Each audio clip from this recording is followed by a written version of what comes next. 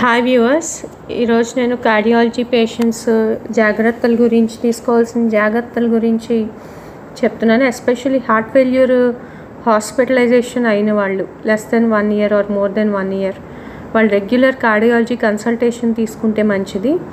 At least every 3 months. లేదు మీ cardiologist ఈసారి వచ్చారు కదా ఇంక మళ్ళీ 6 monthsకి రండి అంటే 6 monthsకి వెళ్ళి చూపించుకోండి. వాళ్ళు కార్డియాలజిస్టులు ఈకో చేస్తారు, లేకపోతే ఇంకేమన్నా వేరే మార్కర్స్ చూస్తారు.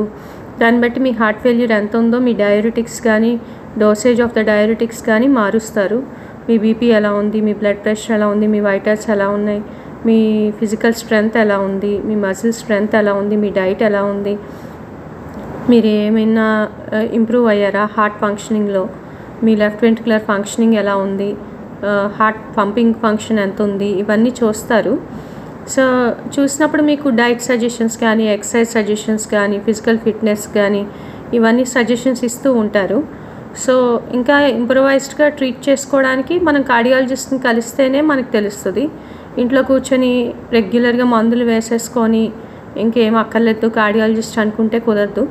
రెగ్యులర్గా ఫాలోఅప్లో ఉంటే మనకి ఫ్యూచర్లో రిస్క్ అనేది కాస్త తగ్గించవచ్చు.